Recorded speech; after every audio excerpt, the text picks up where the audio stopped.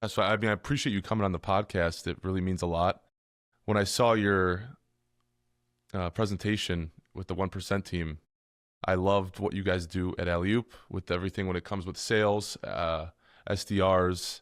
Um, so yeah, and you had a nice, a cool up and coming story in the sales industry. If you want to explain how you got started. Yeah, man. I mean, sales is actually something I've done since I was 11 years old. I realized when I was 11, it was funny a story. We were trying to raise money to save my local aquarium in my hometown. So they asked all of the kids in all the school districts around the area to raise money by selling T-shirts. And so I said, okay, I can do that. So I started selling T-shirts as an 11-year-old. And it was the first time in my life that I realized that I can actually talk and make money. Because everyone in my family had to like do like heavy lifting or like work on a roof or like work in like the snow or in a factory or in a restaurant. And they were either smelling like fish or getting hurt on the job or had a lot of calluses. And I'm like, yeah, that's the only way to make money is to like do manual labor. That's just how I was raised. But then I realized at 11, I can actually talk and make money. So I sold a lot of shirts, but when I went to school the day when they did the tally, I didn't sell more shirts than the people in my class. I sold more shirts than every other person in every school district. I won. Like I sold more shirts than everybody. And I realized then that like, oh my God, this whole, profit versus wages environment that you can live in is a lot better. And so that's how I got started in sales. So you came from a very blue collar upbringing, Yeah. as it sounds like. And did your family go to college? Were they pushing you going to college? Yeah, my dad passed away when I was really young, which forced my mom to really raise me as a single mom. And she put herself through school and became a teacher. And so I was always told, go to school, get good grades, go to school, get good grades, go to school, get good grades, because she was an educator. And nothing wrong with that. I say the same thing to my daughter, but I was never taught like, oh, here's, how to start a business, or here's how you can make profits, or here's how you can, grow companies. And that was never taught to me as a kid. I had to go the traditional route. And so coming out of school and doing that sales career has really kind of got me into business development. And it was actually my best friend's dad who was a very successful entrepreneur. And I saw him become wildly successful. And I always kind of wanted to hang out at his house because he had the bigger TV, or, go, dinner with him because they had the nicer food, right? So it was him that really showed me the other side of business. And my first job out of college was working for him. And so he taught me a lot, and it allowed me to understand how to run companies by learning from my friend's dad. So that was my first start after school. What was the first product you were selling for him when you did start? Yeah, so he was a recruiter. He was a very people-driven person. So he actually sold training services and recruitment services. So I worked under him, and I was heavily involved in recruiting and training and teaching people how to interview and how to get jobs and how to, handle, of course, sales, objection handling and all those things. So I started becoming a recruiter at first, and then a sales trainer very early on. And it was interesting. I was a 23, 24-year-old teaching people twice my age how to sell. And so that was always its own challenge. He taught me so much about how to sell and how to teach people how to sell. And that's where I got my start. At what point did you pivot from that job and got involved with Alleyoop? Because you were involved with Alleyoop early on. We'll get into this. You were Yeah. involved with Alleyoop early on, ended up leaving, and then ended up being brought back by the owner of the Yeah. company, So exactly. So founder. it's an interesting story because I built that business with my friend's dad. I then started my own company and did the same thing. So he retired, right? And then so I said, you know what? Just because he's retiring, I don't want to stop doing this. So I started my own company in recruiting and sales training for myself. Now, the downside of that, this was many years before Zoom and technology was allowing us to do calls like this, right? So I had to physically be on the road to build my business. If I wasn't in an airport, or if I wasn't in a hotel, or if I wasn't in a conference room or a boardroom in a different city or state, I wasn't making money. So I became a dad myself. My daughter was born 13 years ago. And that's actually when I decided I need to really make a change in my lifestyle in order to be home with her. And so I started looking for opportunities that were in inside sales versus being on the road doing outside sales. And that's actually when I found Alleyoop. So I started working at Alleyoop. It was local to my town. I was introduced to the owner from a friend of mine. And I was asking my friends, hey, do you know any companies in the area that does inside sales? And then he said, yeah, you got to talk to this company. And that was Alleyoop. And so I sat down and I actually, my first gig here at Alleyoop was on the sales floor. So what I love about being the CEO of the company is that I didn't start the company. I didn't, it wasn't given to me by a dad or like, this wasn't a second generation business. I also didn't start as CEO. I started on the sales floor and worked my way up within the company to report then to the CEO. And I really couldn't go any farther than that. And then I left Alleyoop on very good terms to go run a portfolio of software companies. I was recruited out to run a group of portfolio of software development companies.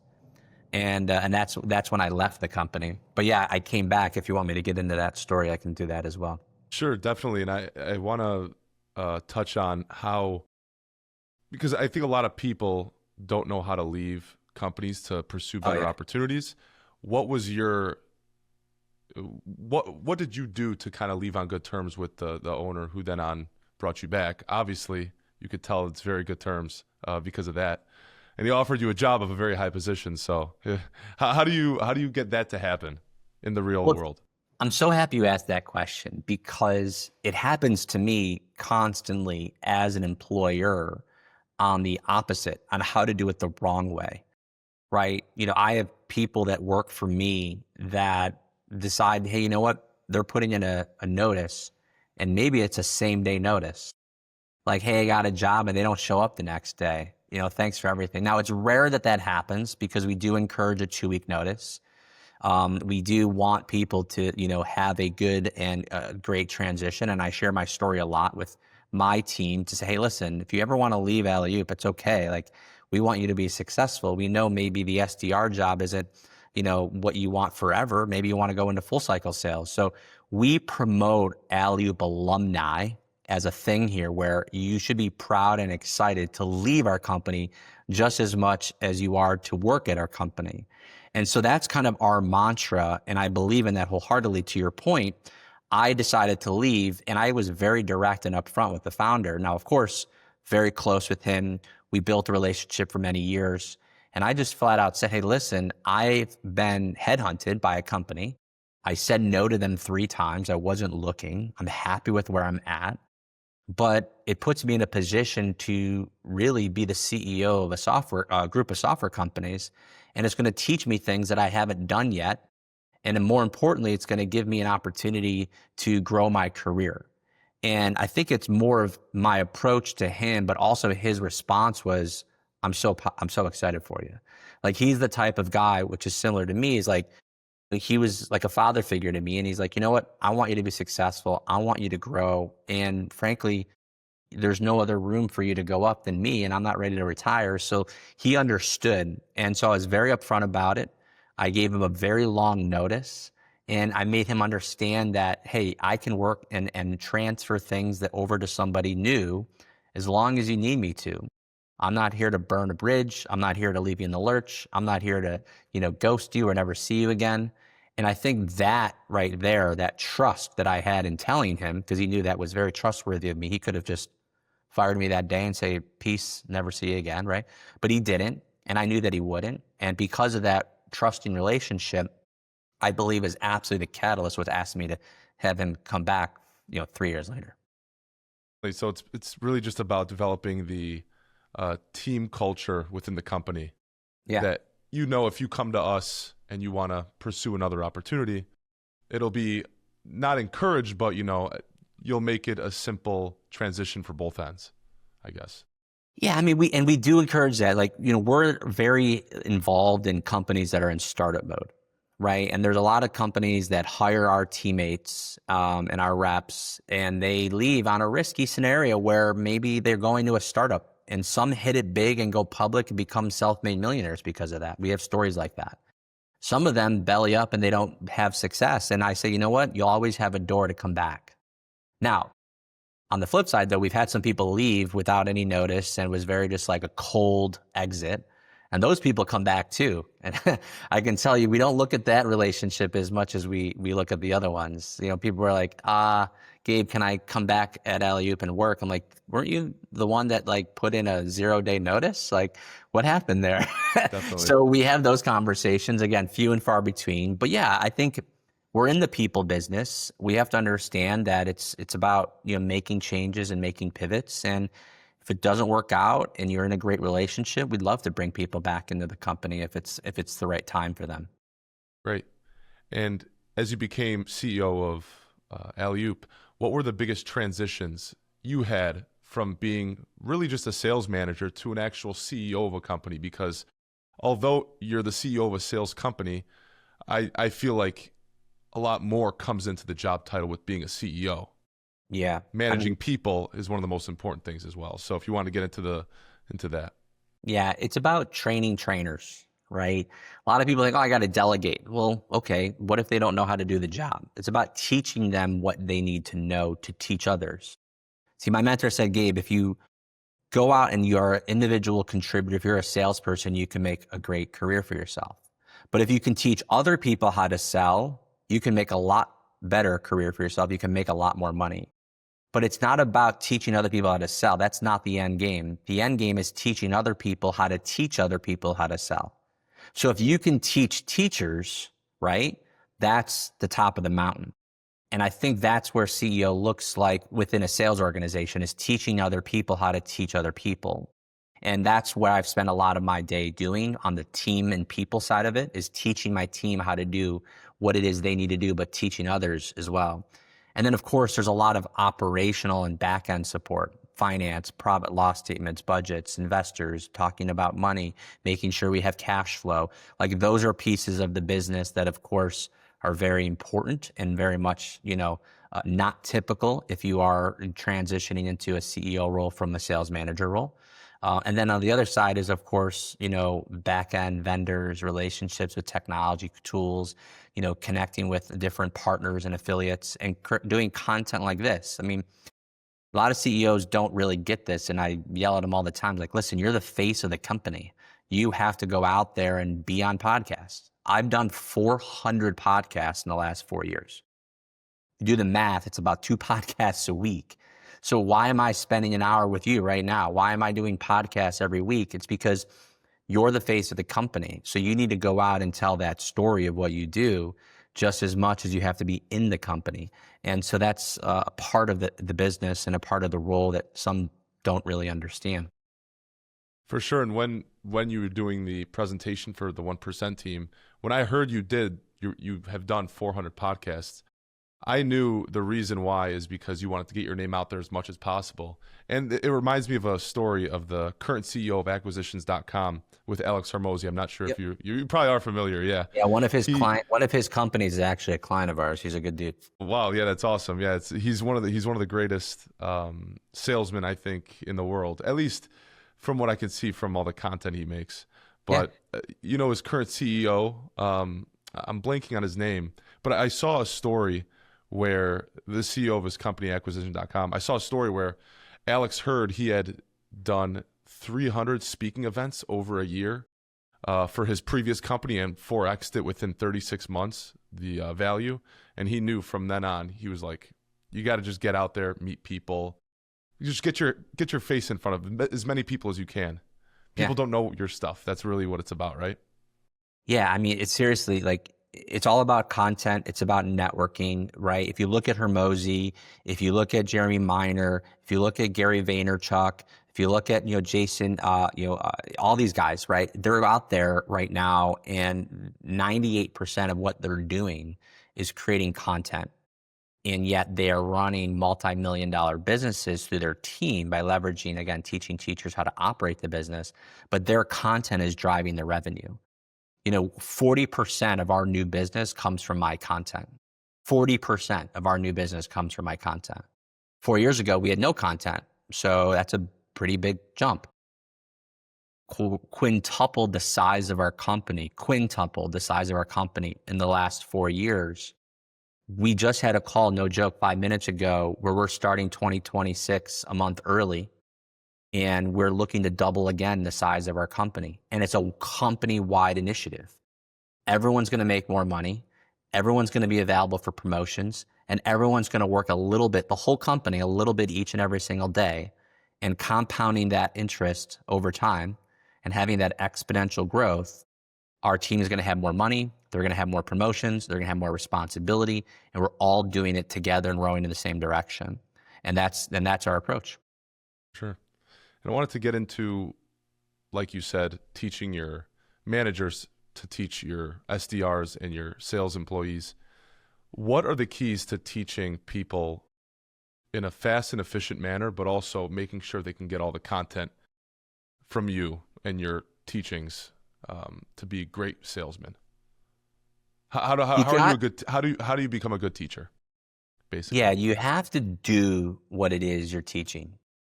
I am not a lecturer. I am not here to like show you a PowerPoint.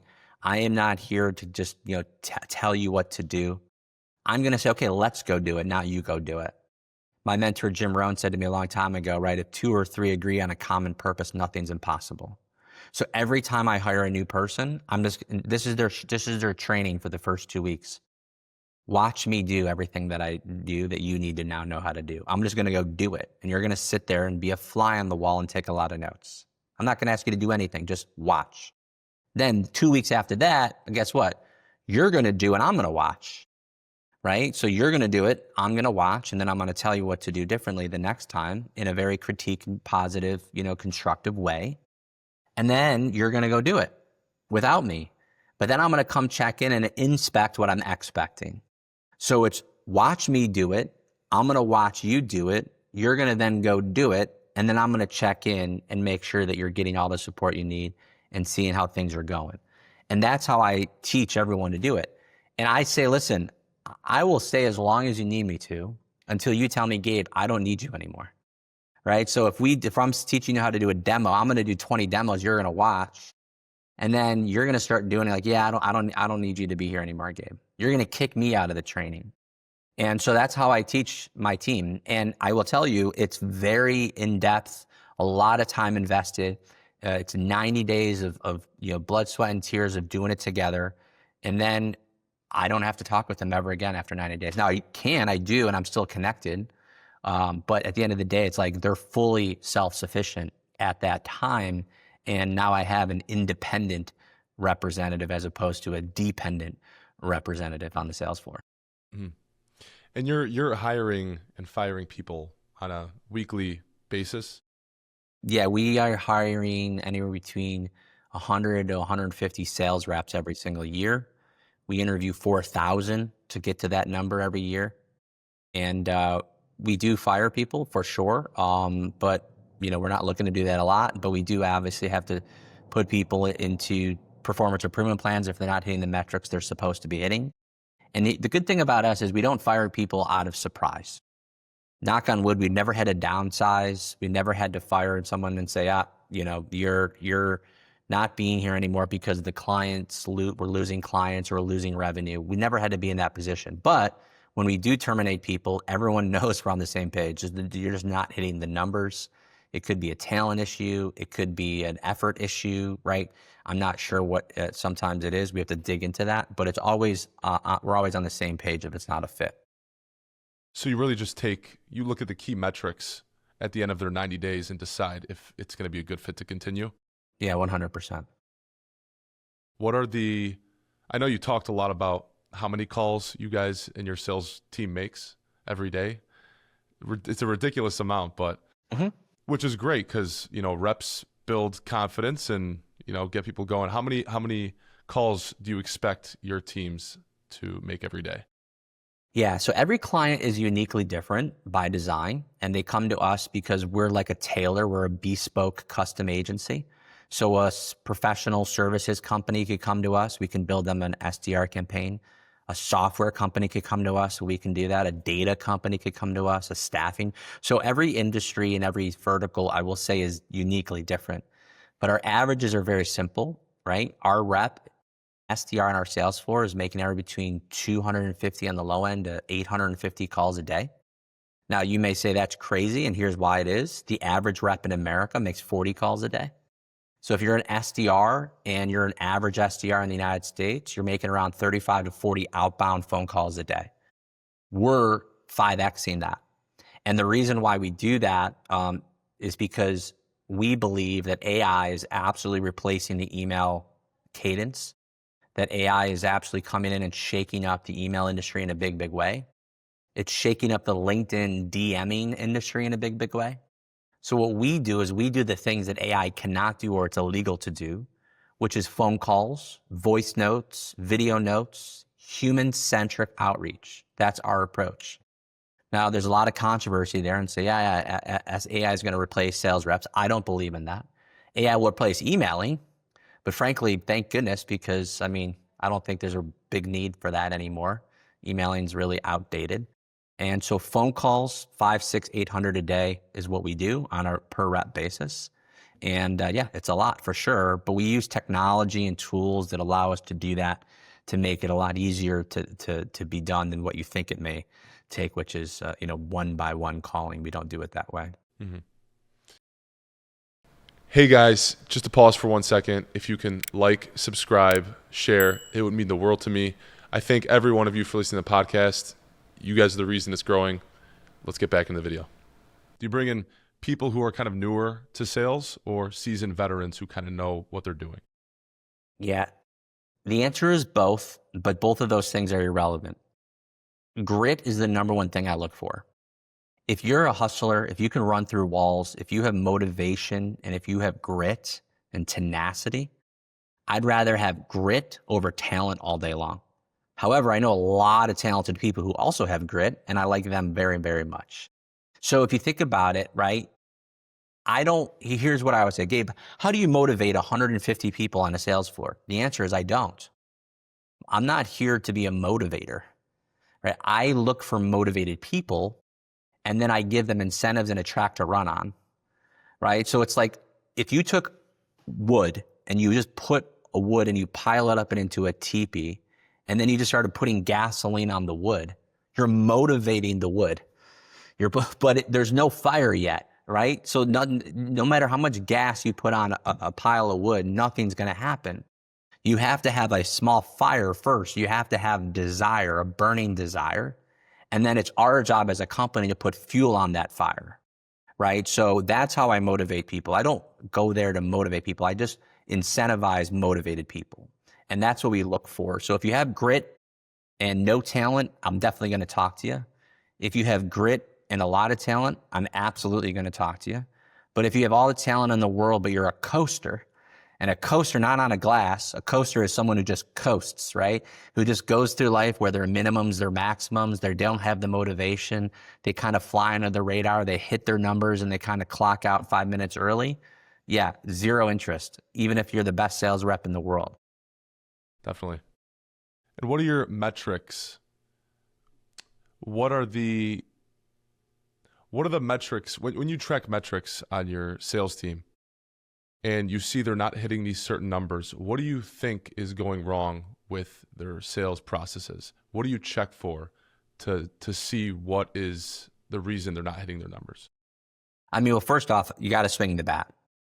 Right, you gotta hit the puck. You gotta throw the ball. You gotta do whatever analogy you want to do. Right, you gotta get in the car if you're a Formula One guy. You gotta hit the gas. You gotta put in the activity and the effort.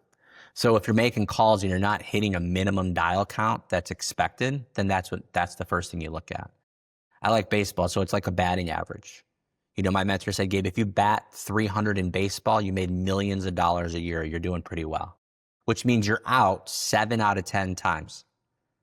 Right? 7 out of 10, you're out and you make millions of dollars a year. But the question is, you don't have an average or a batting average like that until you swing the bat. You got to swing the bat 10 times to get the average. So if you're not putting in the reps, if you're not swinging the bat, then that's step one in the metrics, KPI, trackability of numbers. Then you have to say, okay, are you getting 1 out of 10, 2 out of 10, or 3 out of 10? And what are you doing differently to get 3 out of 10 versus 1 out of 10? And usually that comes with talent. And usually that comes with your ability to respond to objections. I don't like calling them objections. I like calling them responses. So what is your response to whatever they say back? And sales is like playing ping pong or tennis, or I guess pickleball is the new sport of the day, right? So pickleball, right? You hit a ball and then they hit it back. Well, you say something and then someone says something back. How do you respond to that next volley is how you are going to be effective. And we realized after tracking millions of phone calls, there's only 10 things anyone is ever going to say to you on a cold call. 10 things. Now, of course, you're going to hear thousands of things, but you can classify them into 10 separate buckets. And if you know what to say back to whatever that bucket is, then you can literally write your own check. That's why I don't think sales is hard anymore. It's just because I know what to say to someone no matter what someone says to me. That's sales. So, people say, Gabe, what's your definition of sales? Knowing what to say when someone says something. Like, that's it. And if you can do that and know that, then it's just a matter of, again, putting in the metrics, tracking your number, knowing your batting average, and going to work. Sure. And what are those 10 objections you tend to get for the most part? You want me to list all 10? Sure, let's do it. All right. So here's the 10. First thing, there's 2 out of the 10 are timing. There's personal timing and company timing. So if someone says, I'm too busy, I just got on a vacation with my spouse and I'm going to be on a Tahiti for 2 weeks. Okay, how do you respond to that? Or a company timing, second objection would be, we're in an initiative right now where we're launching a new product and we can't really look at anything until next quarter. So personal timing, company timing. Then we have. If you also want to go over how you respond to those objections as well. Okay. What's the best possible way you could? Yeah. Yeah. If someone says personal timing, I say, appreciate that. Listen, we're not here to pressure you into something. We want to match your urgency. But you did just mention that this is a priority for you. So let's do this. Instead of me flying over to you and doing a 2-hour demo in your boardroom, why don't we do a 15-minute intro call around your calendar and see if we can just go ahead and do a brief intro as opposed to a demo and see if there's anything here that would resonate to continue the conversation from there. Does that sound fair? That's what I would say to someone who says, I'm super too busy. And so I went really big versus small, 2-hour in-person demo. By the way, we don't do that, but I would just say it, to a 15-minute, punchy introduction call to see if it's relevant. And that's what I would say. If someone is a company timing initiative, I would do something similar, but I would go ahead and understand this. Listen, we don't want to change what you're currently doing, especially if you're super tied up with a big initiative. Why don't we do this instead? Why don't we go ahead and put some time on the calendar now to just do a punchy introduction call? And then you'll know exactly who we are and what we're doing. Our executive will be on a first name basis with you. And then when you're back and done with that initiative, we'll be the first person you call when you're ready to go. And that way, again, we're the trailer to the movie. We just want them to see the trailer and then they decide whether or not they want to buy the ticket. So we're booking the trailer to the movie, not booking the actual movie. And that's how we get people to at least put their foot in the door. Because you're just setting up appointments. You're not actually doing, We're the first call, right? Yeah, we're the first. I always say we're not cold calling, right? Imagine you told, I don't know if you're married or not, but imagine you just went on a date with somebody of interest personally, a personal date. And then you told your friends, I just went on a cold date. Would that be not the best thing to say, right? You went on a first date with somebody. Like, I didn't go on a cold date with my wife. I went on a first date with my wife, right? My point is that you're starting a conversation. You're starting a business relationship in what we do in sales. And it's the first call, right? It's not about having it be cold. It's about making it as warm as humanly possible to not have it be cold and have that first step in the sales process. So yeah, a cold call really is a first call, and a first call is the first step in the sales process, which is that conversation, right? And that's what we do, that we make those first impressions, we make those first calls, we virtually knock on doors, right, over the phone, through LinkedIn, through DMs, and we just start conversations. Again, we're the trailer to the movie, and that's why it's so powerful. And I know one of the other big objections a lot of salespeople get is the money objection. It's too expensive. How do you combat that? Yeah, absolutely. I never had a customer say no to us due to the money. Now that's a trick thing to say because every customer obviously is already a customer, but that's a nice thing to just kind of cool it down.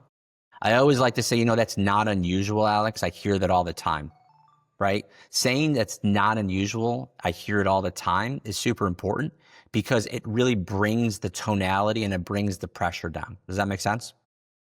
So by saying that and you starting that conversation there, then what you can do is say, listen, we are fully customizable when it comes to our pricing. So based on your needs and based on what you're looking for, we bake pricing out based on that. So we'll be super customizable, super flexible. If pricing is a concern, what I'll do is I'll write a note here and put that into our sales executives' agenda, and I'll make sure that they talk about the pricing at the top of the call. Sound good? Yeah. And I got a few more objections that are some of the most popular ones. Okay. And just give me your response to them. Sure. If they say I need to think about it, just send me more information, send me an email instead of setting up the appointment. No, that's not unusual. I hear that all the time. I can absolutely do that. I do believe I sent you a few emails already, and I don't know if your inbox is as crazy as mine is, but it may not have cut through the noise. Let me ask you, Alex, what specifically are you looking for in that email? Just more information on the company and what you guys do, just so I can look at it and make a decision.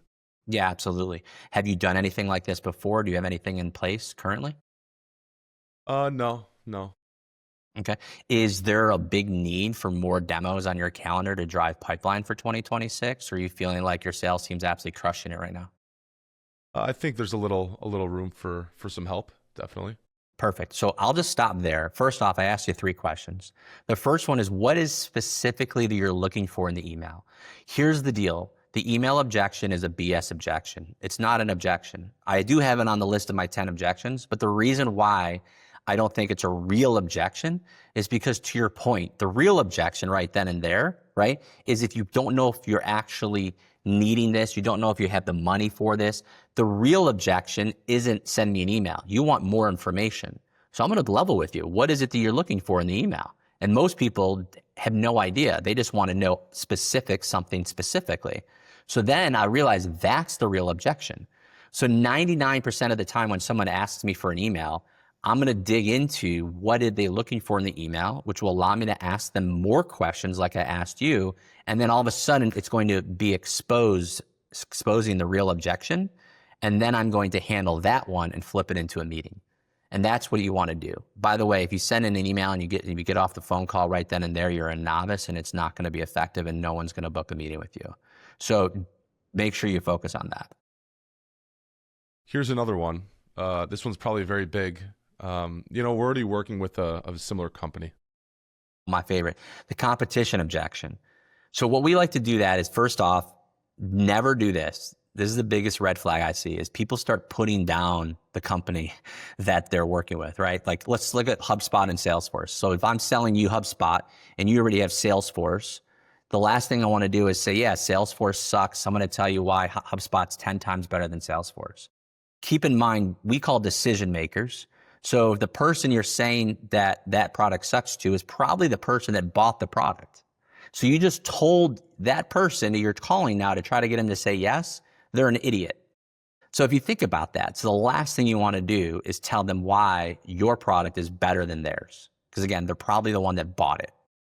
The big thing you want to do is you want to do a side-by-side comparison and explain to them why companies who are in their industry, hopefully their competitors, have chosen you and are coming to you for the product. I'll give you an example.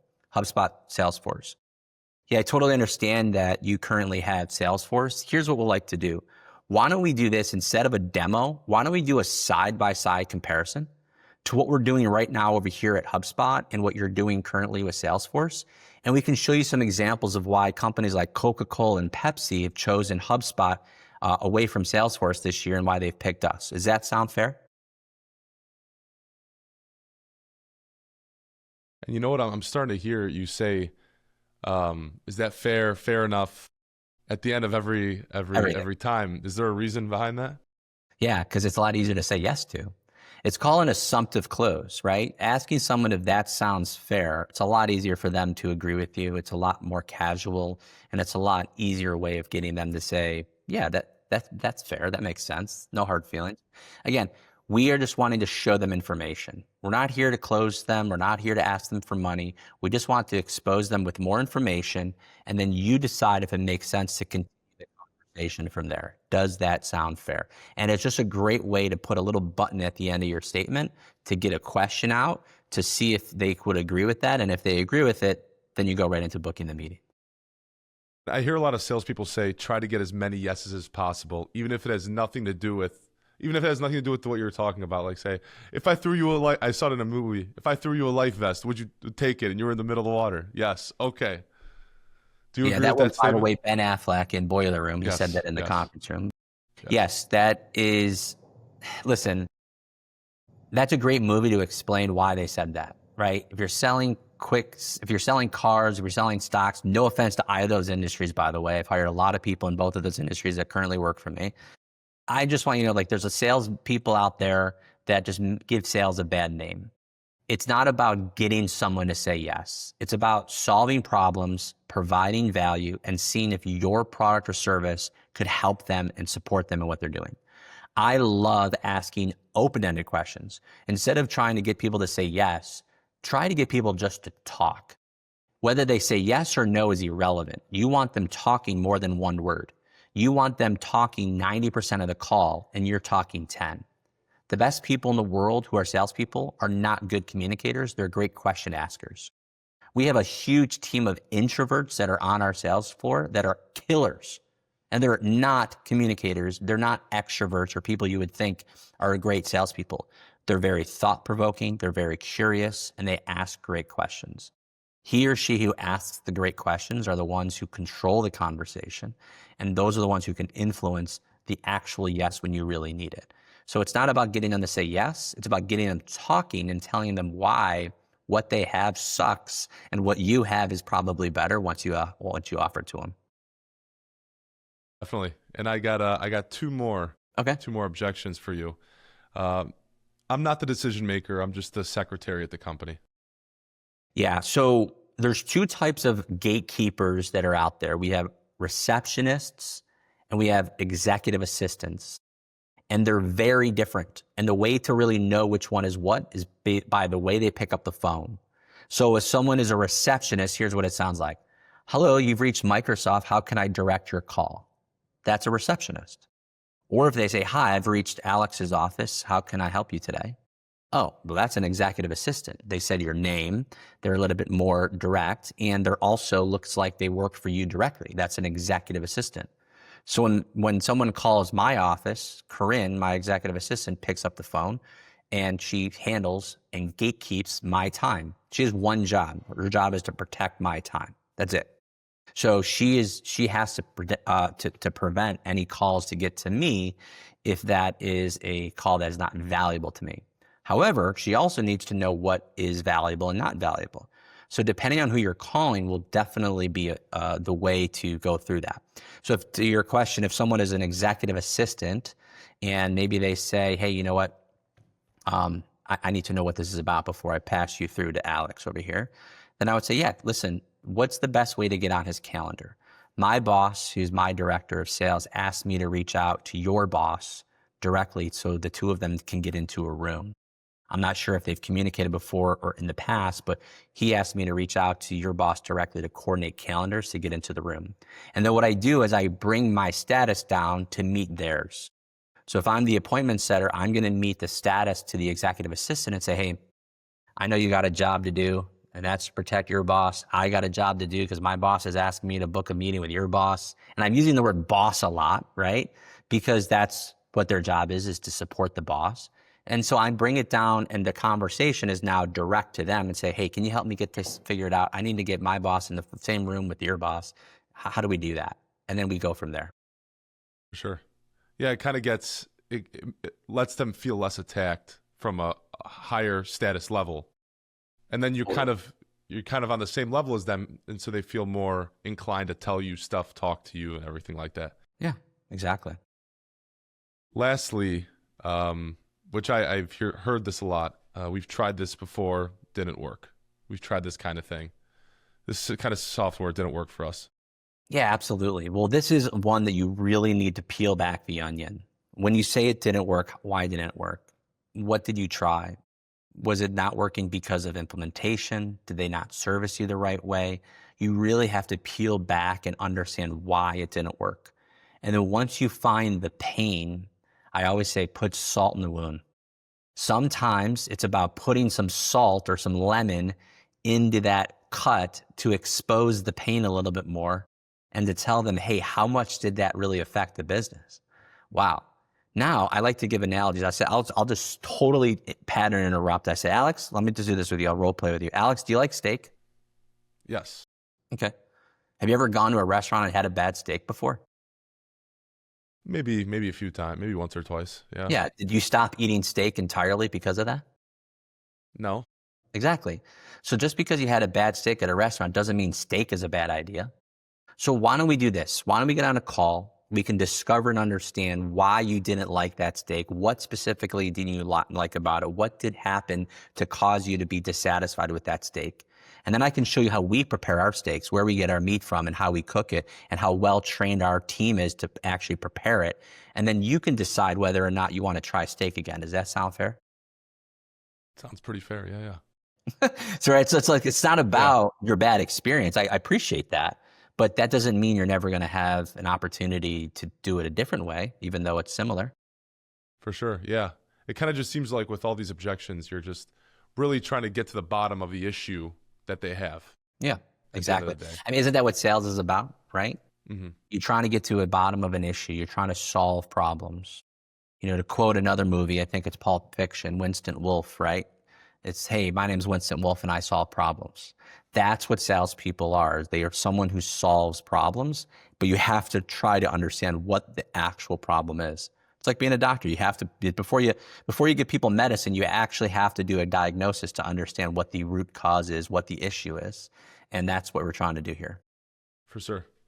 And I have a few misconceptions that people have about salespeople here. A lot of people say salespeople are pushy, that they come off as pushy on the phone. Oh, why are you trying to sell me this so hard? How do you combat that or try not to feel pushy to your customers on the phone? I'm here to match your urgency. I like to say that a lot. At the end of every demo, my sales team always says that. I teach them how to say that. At the end of a call, we want to know what next steps are. At the end of the call, we want to know if we're going to forecast this. Are we going to close this deal? What's going to happen next? Right? And if you just let it go and not have a time frame, your boss is going to be mad at me. He's like, hey, is this deal going to close? Is it not going to close? What's your forecast? Right? What's your pipeline? It's just the number one thing everyone's looking for in sales.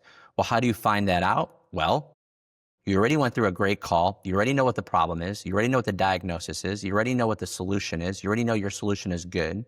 So you should be at a point at this time in the sales journey on whether or not we should be working together. And if you're there, now the question is when should we be working together?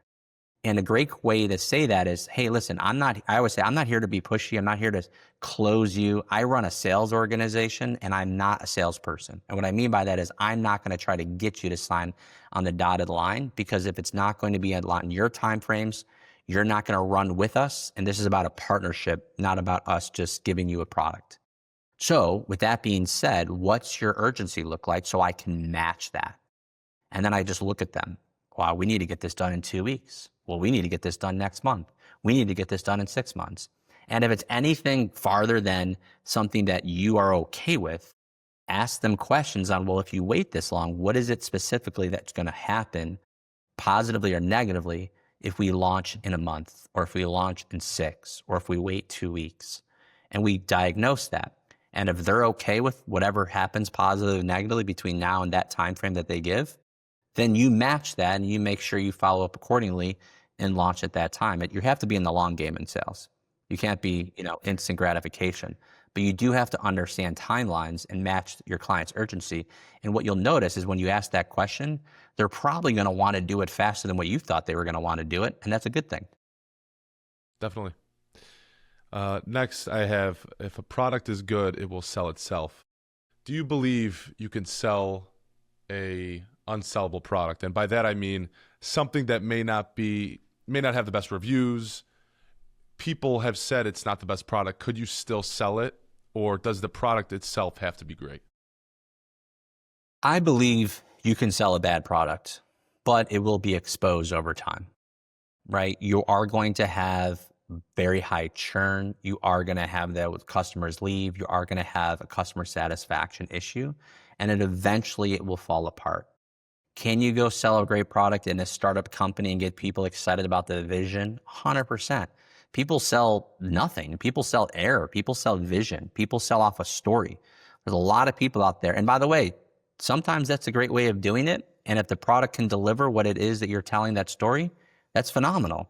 How do you start a company out of a garage? You sell the vision, right? But if the vision doesn't finally align with the deliverable, then that's where it starts to fall apart. And that's when people say, yeah, we went out of business because the product wasn't what we thought it was, or people feel, smoke and mirrors, and that's never a good thing. But you can sell product on vision, but can you keep the customer?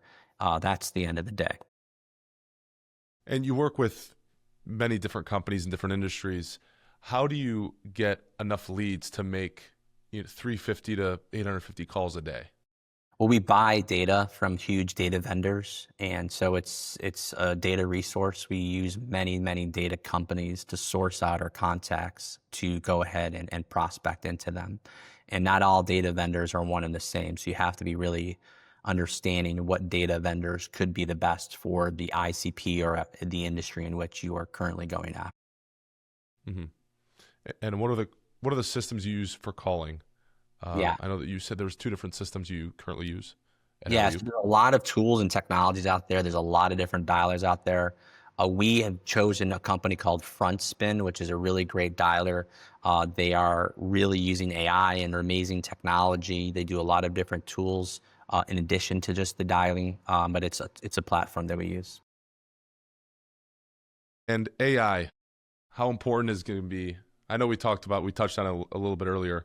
Yeah. How important do you use it, or how important is it to your day-to-day, and how important is it for the sales industry as a whole? So AI is everywhere and everything right now, I will say, but it is not the only thing. And where we see AI as a tool that augments our SDRs, our reps, we're using AI as a training sparring partner. We're using AI for great messaging. We're using AI for research.